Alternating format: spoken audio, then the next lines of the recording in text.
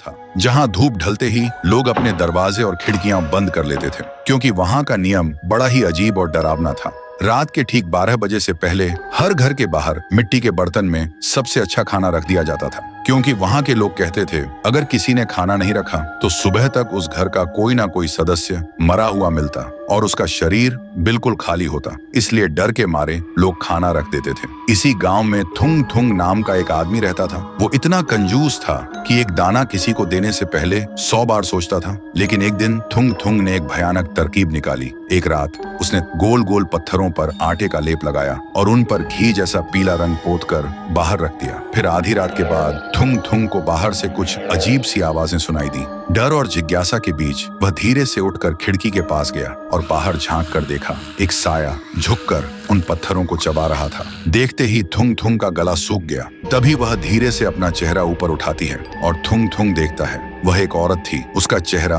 बिल्कुल सफेद था और आंखें सीधा थुंग थुंग की तरफ देख रही थी। और फिर एक पल में ही वह बिल्कुल थुंग थुंग के सामने आ खड़ी हुई। थुंग थुंग इतना डर गया कि वहीं बेहोश होकर जमीन पर गिर पड़ा। फिर सुबह जब थुंग थुंग को होश आया तो उसने देखा बाहर थाली की जगह सोने के सिक्के पड़े थे। सोना देखते ही थुंग थुंग का डर गायब हो गया और उसकी जगह लालच ने ले ली। वह खुशी से पागल हो गया। फिर अगले 3 दिन तक वह रोज थाली में कंकड़, मिट्टी और पत्थर सजा कर रखता और हर सुबह उसे बदले में सोना मिलता। लेकिन चौथे दिन सुबह जैसे ही वह उठा, उसे महसूस हुआ उसके गले में कुछ अटका हुआ है। उसने जोर से खांसने की कोशिश की और तभी उसके मुंह से खून से सना हुआ सोने का एक सिक्का बाहर गिरा। यह देखते ही थुंग थुंग घबरा गया और तभी उसका पेट अचानक फूलने लगा, जैसे अंदर कुछ जिंदा हिल रहा हो। और अगले ही पल उसके गले को चीरते हुए उसके मुंह से पत्थर और सोने के सिक्के लगातार गिरने लगे।